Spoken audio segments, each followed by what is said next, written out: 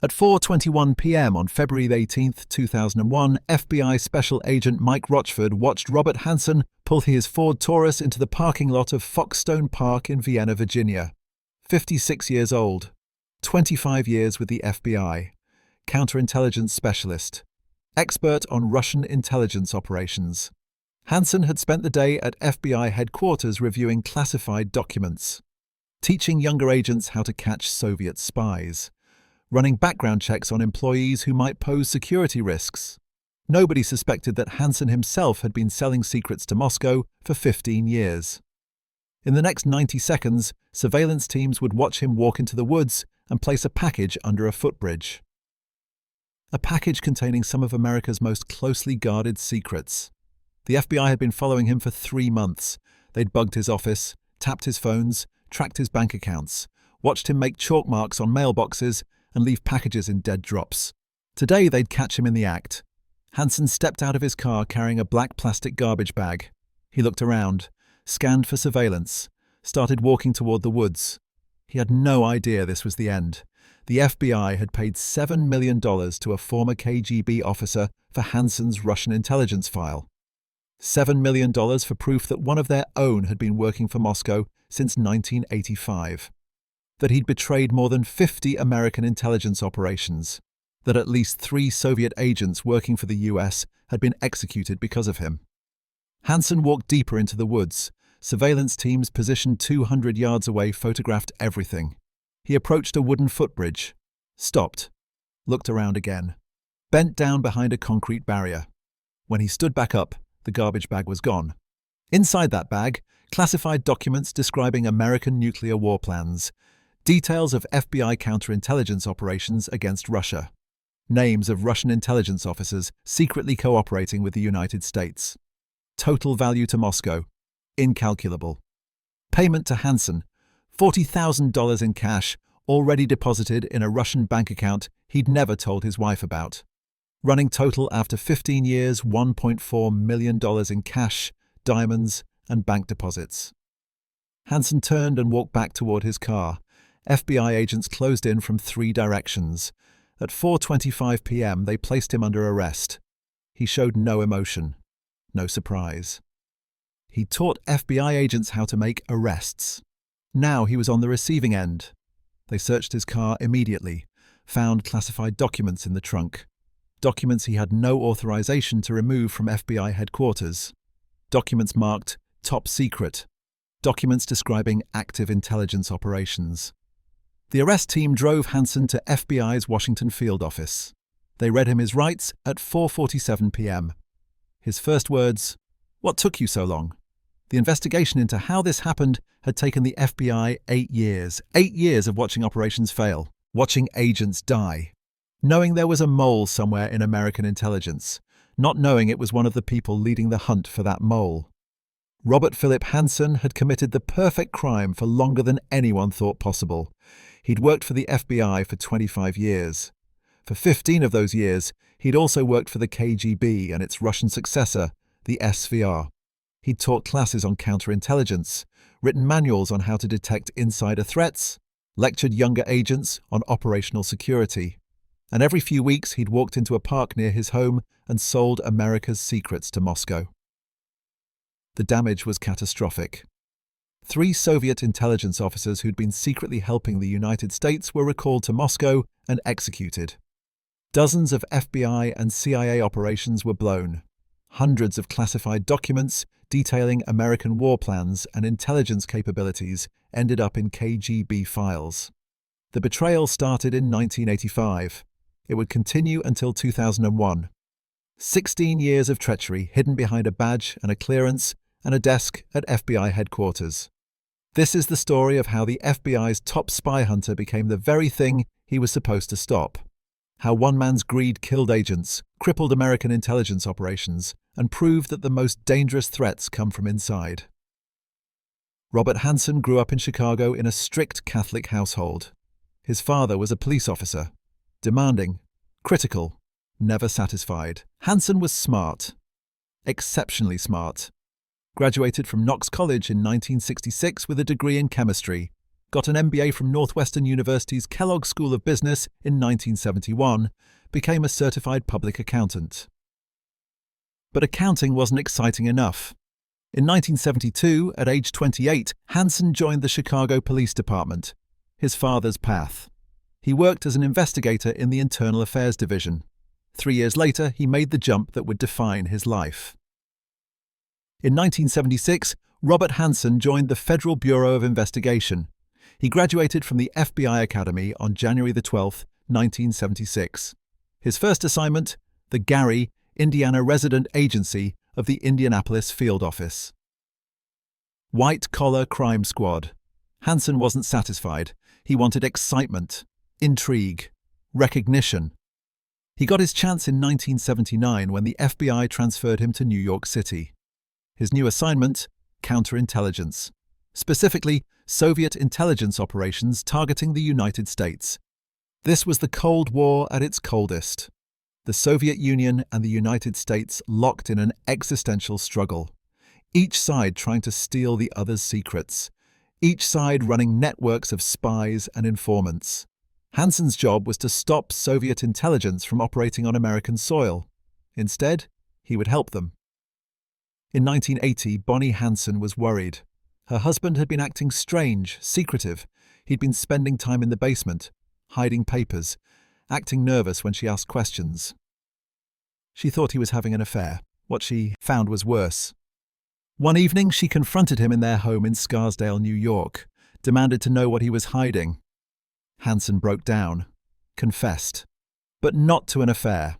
He'd been passing classified information to Soviet military intelligence, the GRU. He'd made contact in November 1979 through a Soviet military attaché in New York. His first package contained data about the FBI's Soviet intelligence program, information the GRU would pay for. They paid him $21,000. Bonnie was horrified. She demanded he stop, immediately. She insisted they go to their priest. They drove to New Rochelle, New York to see Father Robert Bucciarelli. Hanssen confessed his betrayal in the confessional. The priest told him to stop spying, to give the money to charity, to never do it again. Hanssen promised. He told Bonnie he was just tricking the Russians, feeding them useless information to waste their time. He lied to her just like he lied to the FBI. But Bonnie believed him, or wanted to believe him. She extracted a promise. Never again. For 5 years, Hanssen kept that promise. But the money was gone. The mortgage still needed paying. The Catholic school tuition for 6 children still needed paying. And Hanssen still felt underappreciated at the FBI. In 1981, the FBI transferred Hanssen to Washington, D.C., to headquarters, to a budget office position. It was a promotion. Better pay, more responsibility. But Hanssen hated it. He wanted to be a field agent, running operations, catching spies, being the hero. Instead, he was pushing papers, analyzing budgets, doing the work nobody wanted. His family moved to Vienna, Virginia, a comfortable suburb outside Washington. They bought a house, settled into a routine. Hanssen went to Mass every morning, came home every evening, seemed like a devoted husband and father. In 1983, the FBI transferred him to the Soviet Analytical Unit. Better. This was counterintelligence work again, real intelligence analysis. Then in 1985, another transfer. This one would prove catastrophic. The FBI assigned Hanssen to a counterintelligence position that gave him access to the FBI's most sensitive secrets about Soviet intelligence operations in the United States. He knew which Soviet officials were secretly cooperating with the FBI. He knew which American intelligence techniques worked against the KGB. He knew everything. And in October 1985, Robert Hanssen decided to become rich. October 1st, 1985. Washington, D.C., Soviet Embassy on Wisconsin Avenue. Hanssen didn't walk through the front door. Too obvious. Too dangerous. Security cameras everywhere. FBI surveillance teams watching every visitor. Instead, he used an old KGB technique. The letter drop. He composed a letter addressed to a KGB officer he knew about from FBI files. Viktor Cherkashin, chief of counterintelligence at the KGB's Washington station. The letter was brief, professional, chilling. It offered classified information in exchange for money. It contained enough specifics to prove Hanssen had access to genuinely valuable intelligence. And it was signed with a code name, Ramon Garcia. Hanssen never identified himself by his real name, not in this first letter, not in any letter he would send over the next 15 years. He was too smart for that. He knew how the FBI caught spies. He'd helped write the manual. The KGB's response came within days. They were interested. Very interested. They left a package for Ramon Garcia at a dead drop site Hanssen had specified.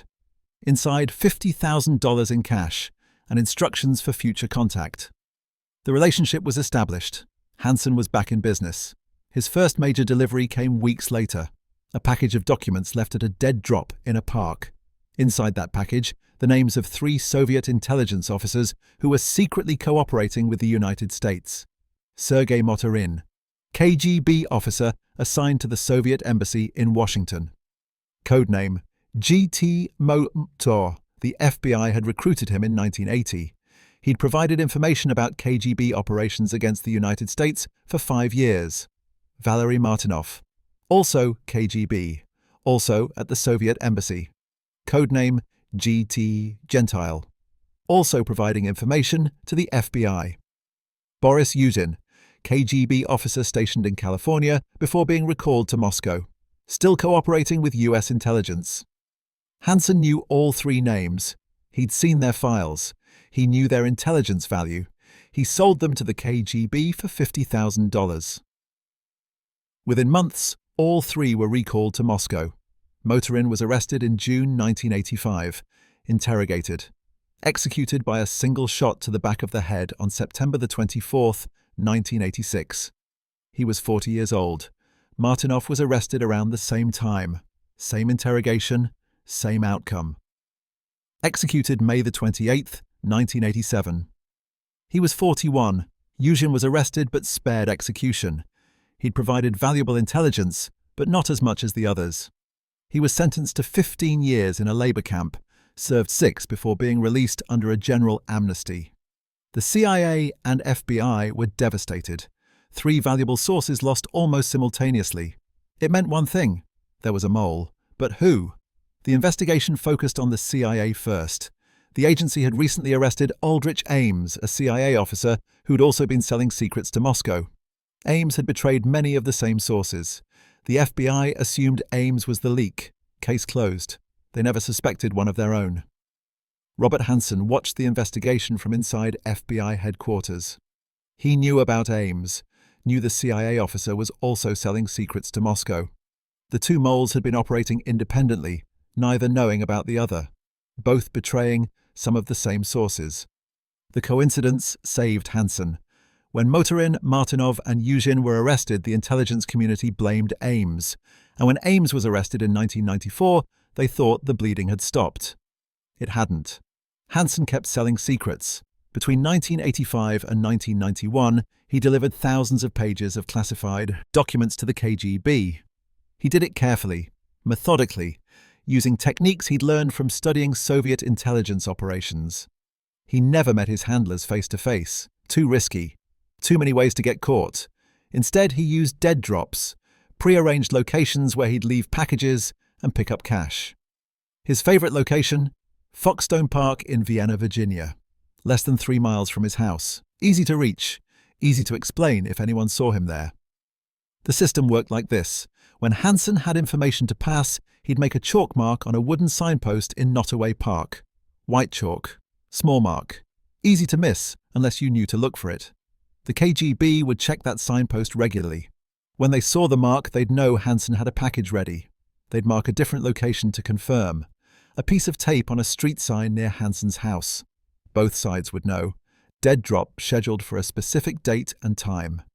On the appointed day, Hanssen would drive to Foxstone Park, walk into the woods, leave his package under a footbridge, sometimes in a plastic bag, sometimes in a garbage bag, sometimes just wrapped in paper.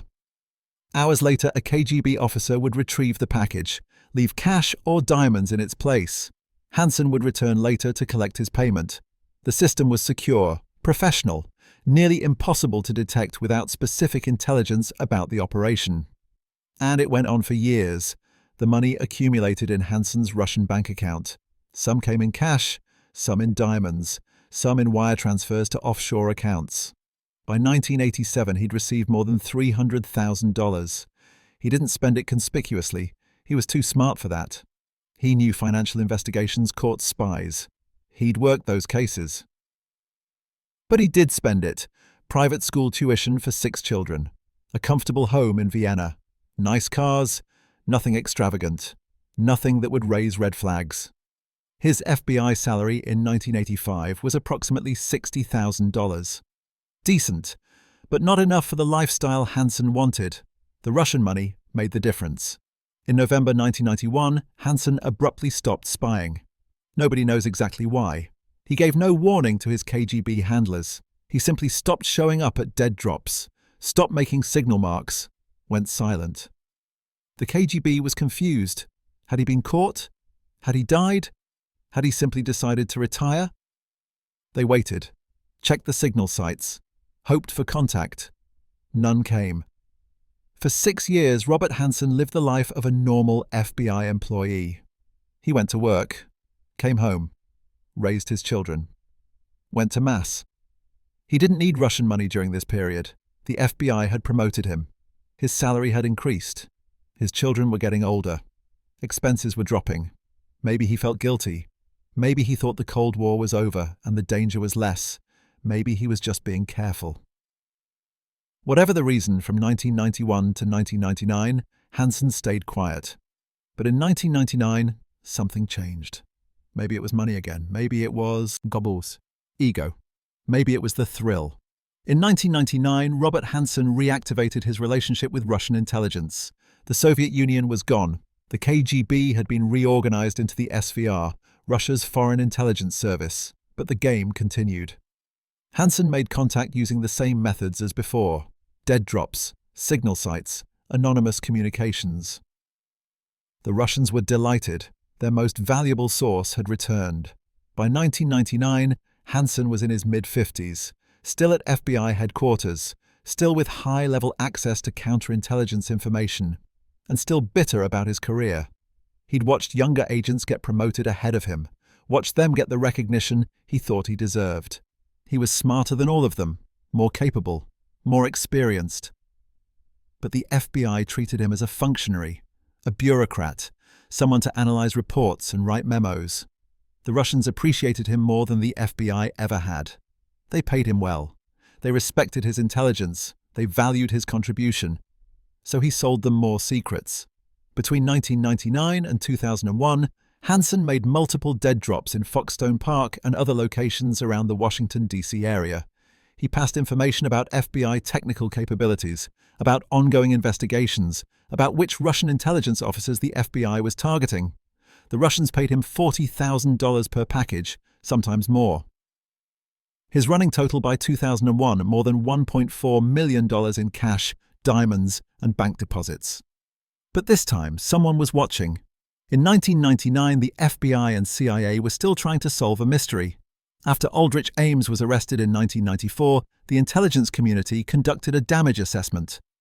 They wanted to know which operations Ames had compromised, which sources he'd betrayed. They found something disturbing. Some operations had been blown before Ames had access to them. Some sources had been arrested before Ames could have known about them. The timeline didn't work. Either Ames had somehow gotten access to information earlier than the CIA thought, or there was another mole. The FBI formed a task force. They called it Grey Suit. The mission? Find the second mole. They started with a list of everyone who had access to the compromised operations. Dozens of names. CIA officers, FBI agents, military intelligence personnel. They investigated each one: financial records, travel history, personal associations, anything suspicious. The list got shorter. Some names were eliminated because they didn't have access to all the compromised operations, some because their financial records were clean, some because they'd retired before certain betrayals. By late 2000, the list was down to fewer than 10 names. One of them was Robert Hanssen, but the FBI had a problem. They had suspicions, they had circumstantial evidence, They didn't have proof. They needed the smoking gun. In November 2000, the FBI got a break. An ex-KGB officer approached US intelligence with an offer. He had access to the KGB's file on an American mole, an FBI agent who'd been spying for Moscow since the 1980s. The Russians had kept detailed records, copies of documents the mole had provided, audio recordings of dead drops, financial records of payments, everything. The price? $7 million. The FBI paid. The file arrived in late 2000. The CIA and FBI analyzed it immediately. It contained a treasure trove of evidence. But one thing was missing: the mole's name. The KGB had been careful. They'd protected their source's identity even in their own files. They referred to him only by his code name, Ramon Garcia. But the file contained other clues. There were recordings of Ramon Garcia's voice, made by concealed recording devices during dead drop operations. There were copies of letters he'd sent to his KGB handlers, written correspondence that might contain handwriting samples or linguistic patterns. There were dates and locations of dead drops, times when Ramon Garcia had been in specific places. And there was intelligence that only someone with very high-level access could have known. The FBI brought in voice analysis experts. They compared the recordings from the KGB file with voice samples from every FBI and CIA employee on the suspect list. One voice matched: Robert Hanssen. The FBI now had their target, but they still needed to catch him in the act. They needed evidence that would stand up in court. They designed an elaborate sting operation. In December 2000, the FBI created a fake promotion for Hanssen. They told him he was being reassigned to a new position at FBI headquarters, a special assignment in the State Department Liaison Office. It was a promotion, more money, more prestige. It was also a trap. The new position would be based in room 9930 at FBI headquarters, a room the FBI had completely bugged. Cameras, microphones, keystroke loggers on the computer, everything.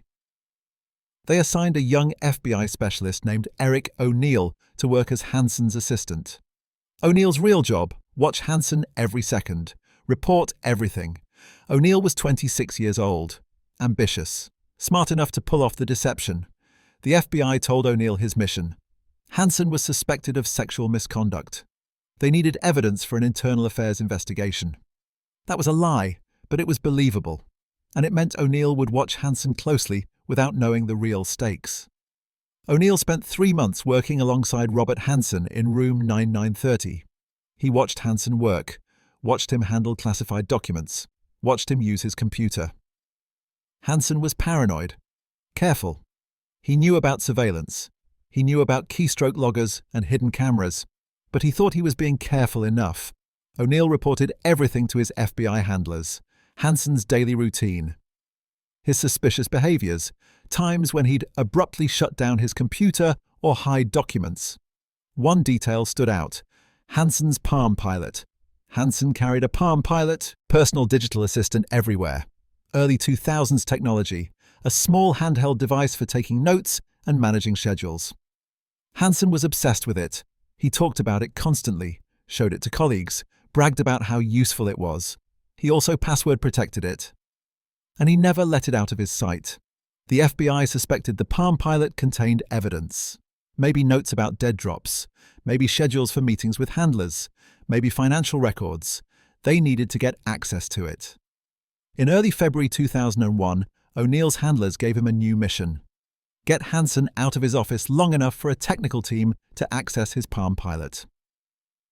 On February 15, 2001, O'Neill created a fake emergency. He told Hanssen there was an urgent meeting with FBI brass.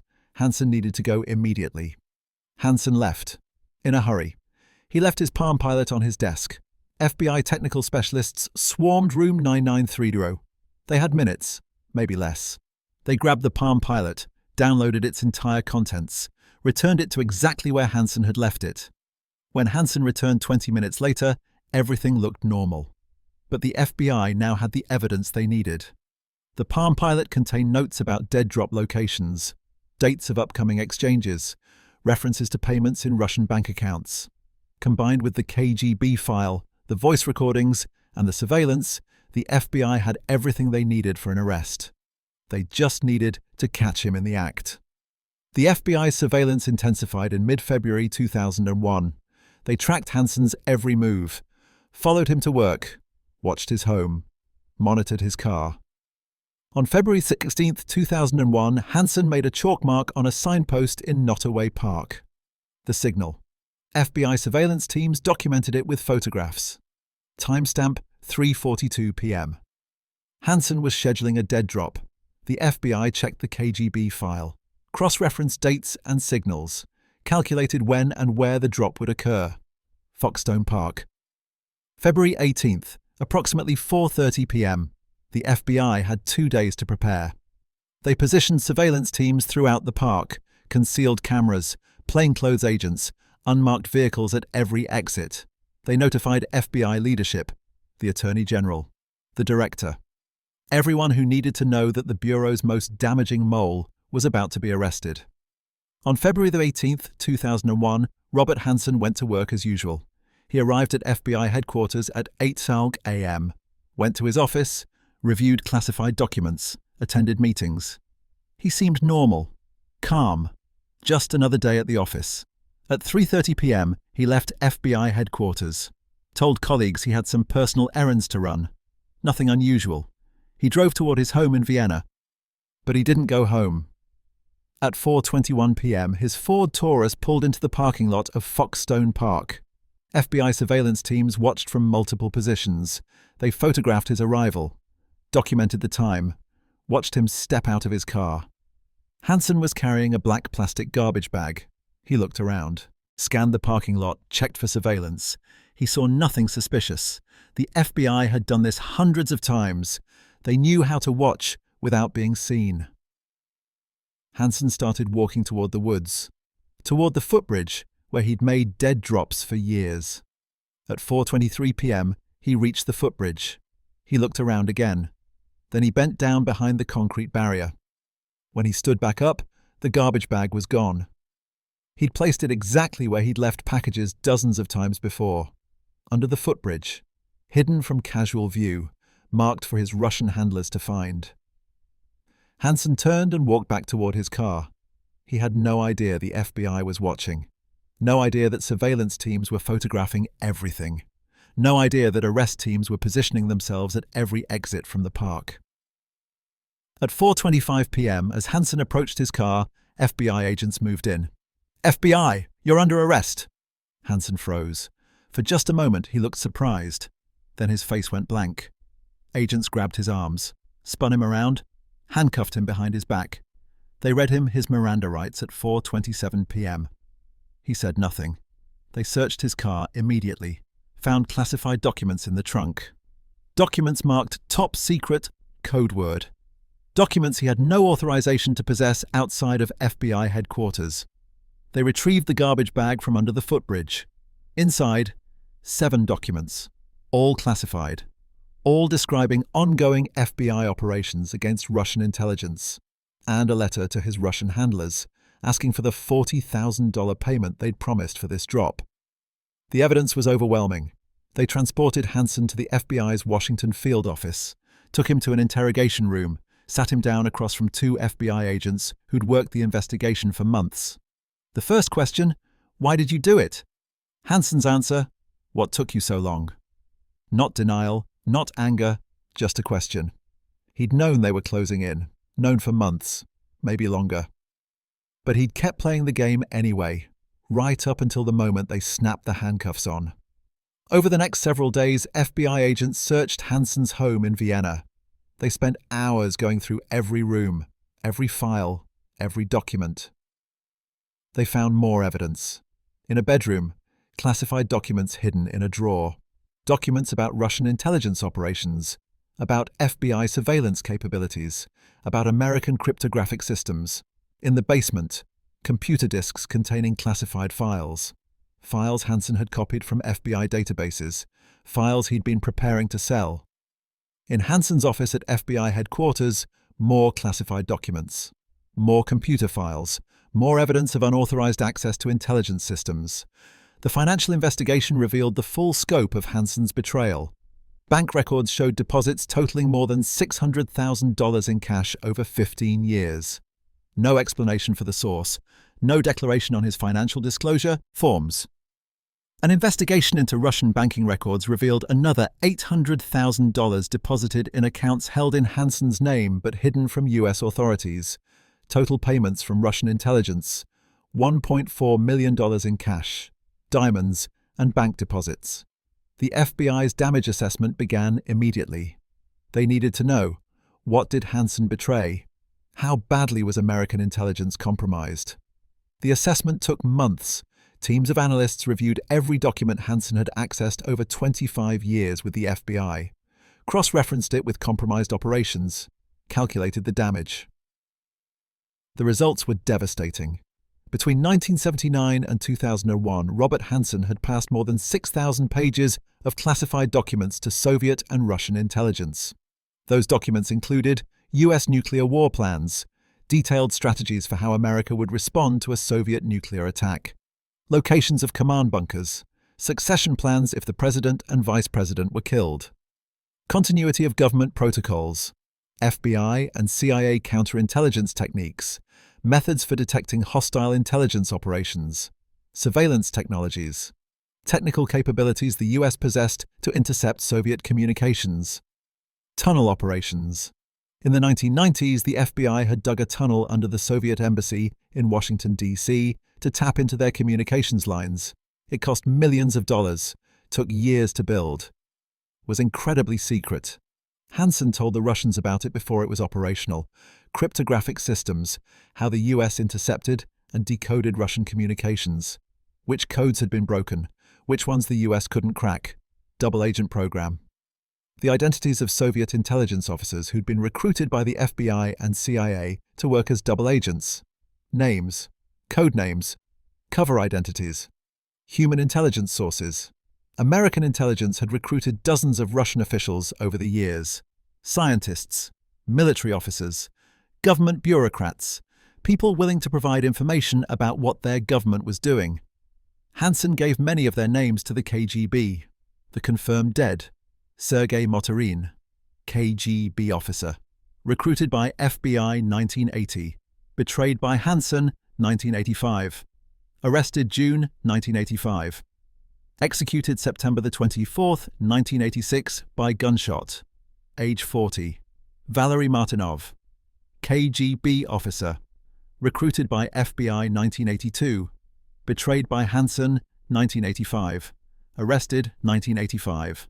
Executed May 28, 1987 by gunshot, age 41. Both men had families, both had children, both had believed the United States would protect them. Hanssen sold them for $50,000.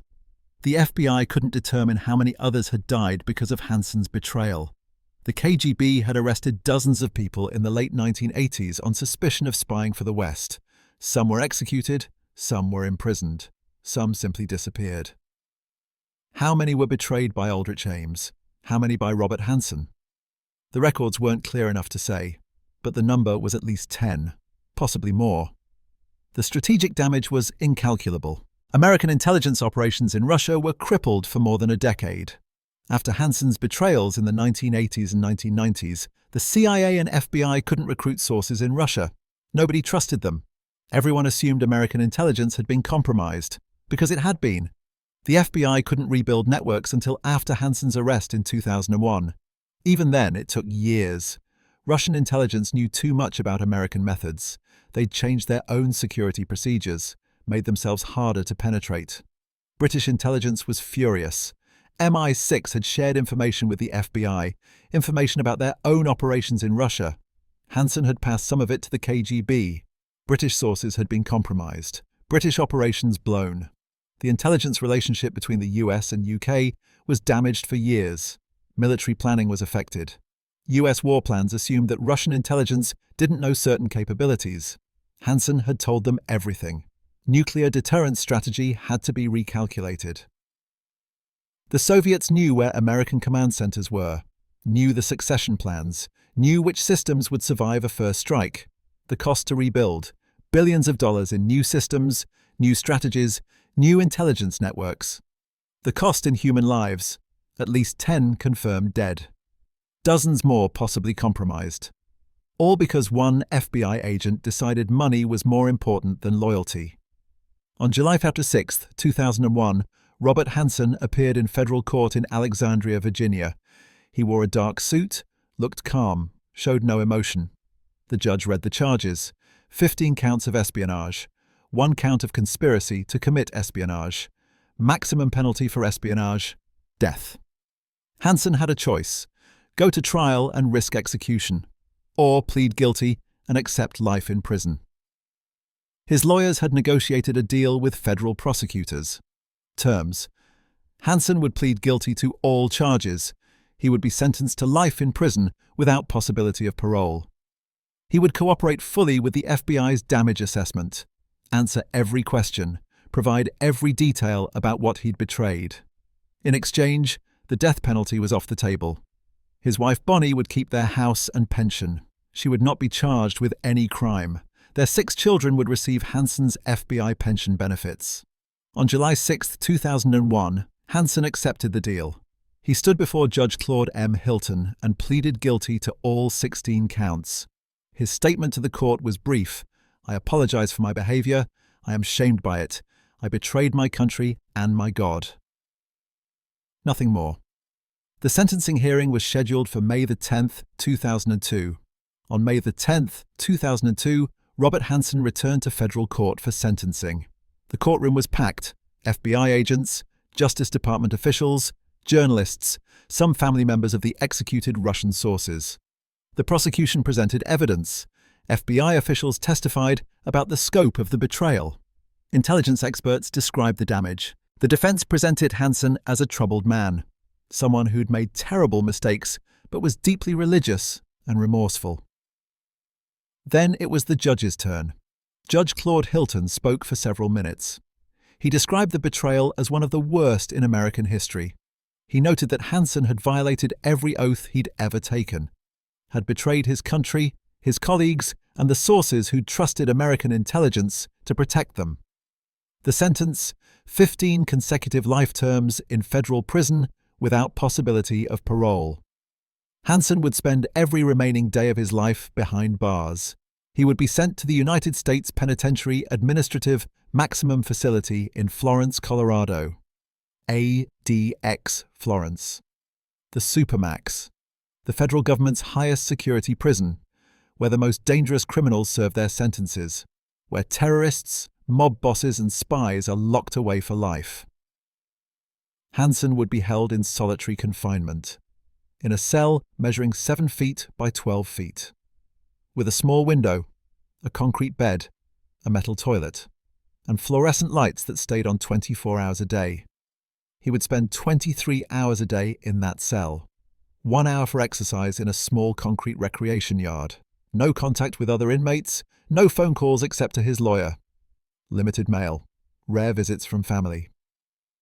This would be his life until death. Robert Hanssen was transferred to ADX Florence in 2002. He was 58 years old. For 21 years he lived in solitary confinement, in a cell in the Supermax facility's H unit, the unit for high-profile criminals whose presence in general population would cause security problems.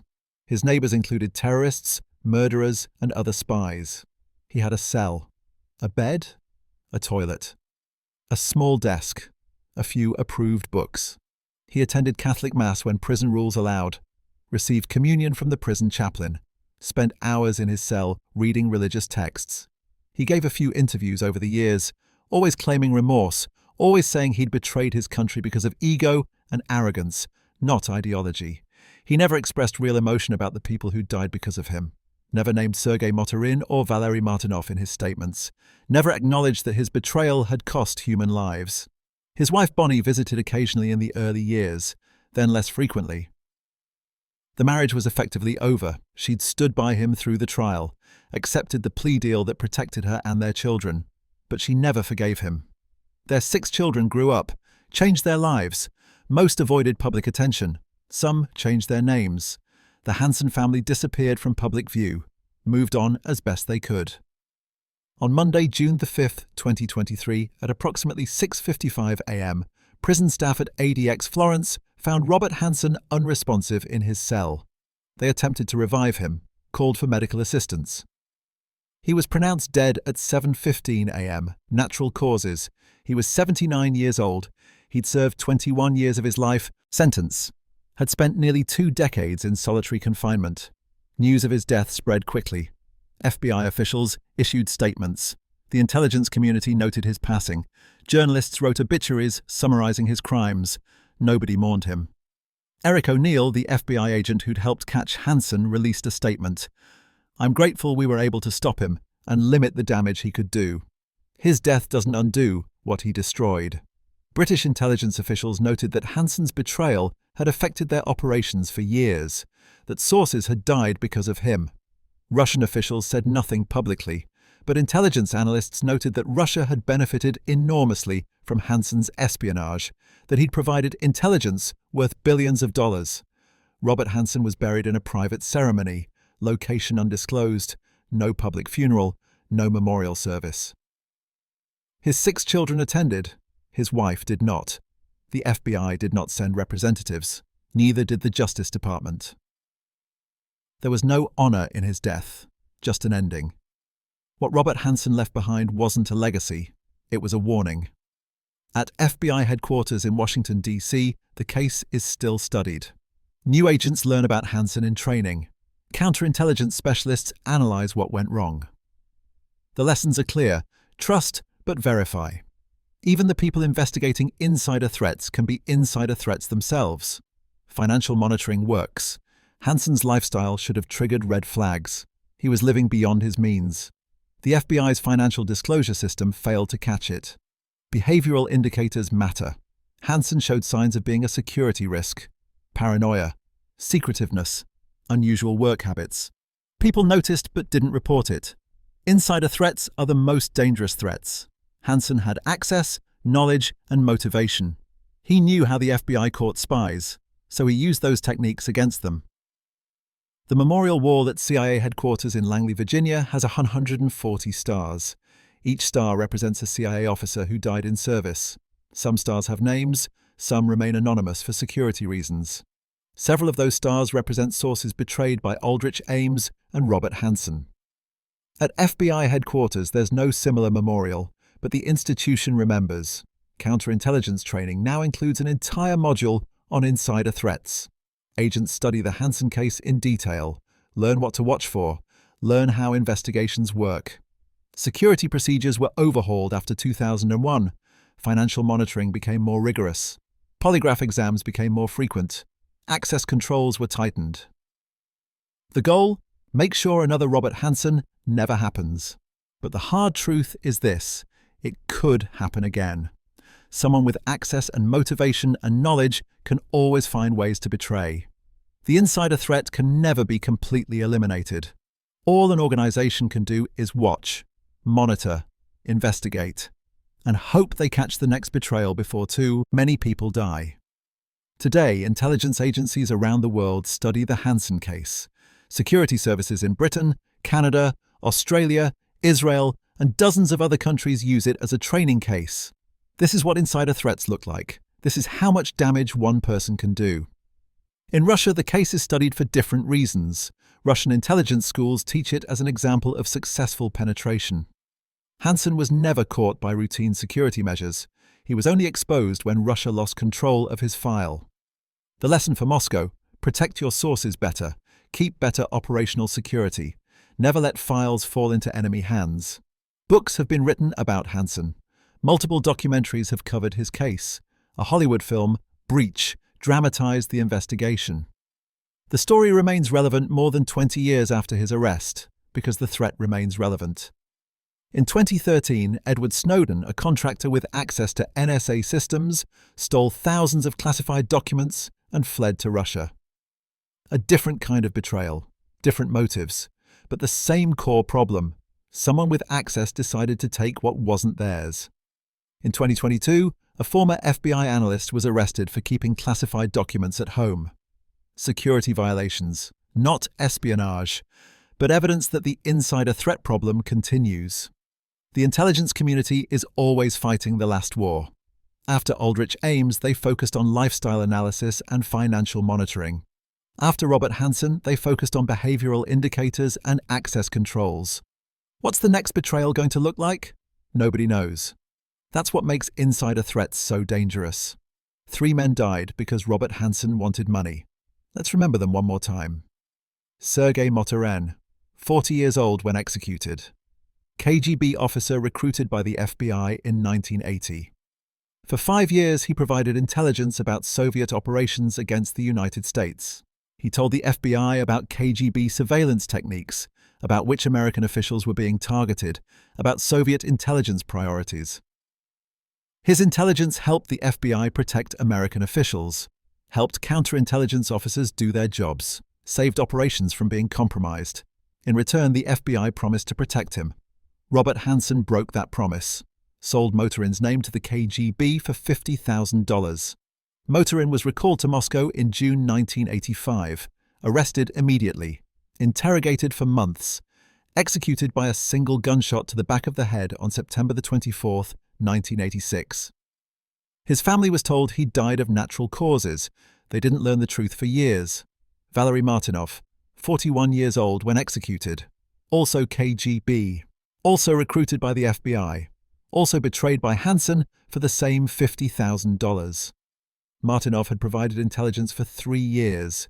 He told the FBI about Soviet recruitment operations, about which Americans the KGB was trying to flip, about technical operations the Soviets were running against the United States. His intelligence was valuable, time-sensitive, actionable.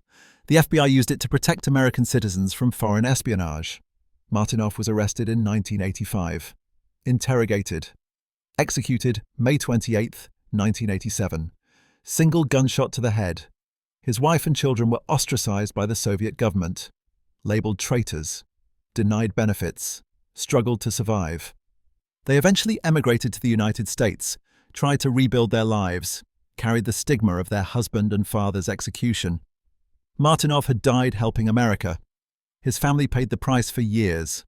Boris Yuzhin, the one who survived, arrested in 1986, sentenced to 15 years in a labor camp, served 6 years before being released in a general amnesty. He eventually emigrated to the United States, rebuilt his life, spoke publicly about what happened to him. He forgave the United States for failing to protect him. But he never forgot that someone had betrayed him. Years later, when he learned it was Robert Hanssen, he said, "I don't hate him, I pity him. He destroyed his own life for money. Mine was rebuilt. His never was." These weren't just code names. They were fathers, husbands, men who took enormous risks because they believed the United States would protect them. Robert Hanssen sold them, sat in FBI meetings about the disaster, helped investigate who might have betrayed them, all while knowing he was the one responsible. The psychological compartmentalization required to do this is staggering. To look colleagues in the eye while their sources are being executed, to participate in damage assessments of damage you caused, to teach classes on counterintelligence while being the very threat you're warning against. Hanssen did it for 15 years. That's why we tell these stories. Not to glorify espionage, not to make spies into movie villains, but to remember that betrayal has consequences, that classified information protects real people, that when someone breaks their oath and sells secrets, people die. Intelligence work isn't about James Bond. It's about protecting sources, safeguarding information, keeping promises to the people who trust us. Robert Hanssen broke every promise he made. To his country, to his colleagues, to the sources who died because of him.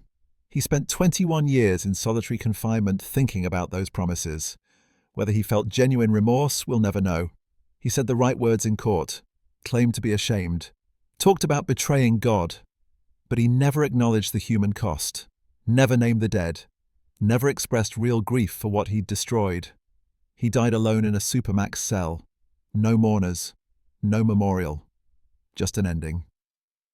The people he betrayed died violently, shot in the back of the head, buried in unmarked graves, their families left to wonder why. That's the difference. If this story mattered to you, do something for me right now.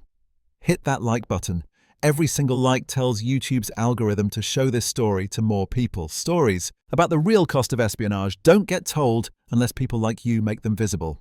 Hit subscribe and click the notification bell. We're pulling stories like this from declassified archives, court records, and FBI case files every single week. Real betrayals, real consequences, real people who paid the price for someone else's greed. Drop a comment right now. Tell me where you're watching from.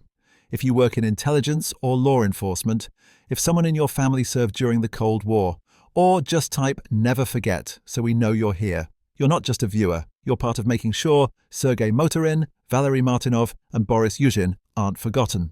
You're part of making sure Robert Hanssen's betrayal is remembered as the cautionary tale it is. Share this video, text it to someone you know who's into Cold War history, post it on Facebook, tweet it, whatever. These stories deserve a bigger audience than they get. Thank you for watching. Thank you for making sure the victims stay alive in memory. Thank you for making sure betrayal like this is never normalized or forgotten. These weren't just operations, they were lives. You're helping us honor them. See you in the next story.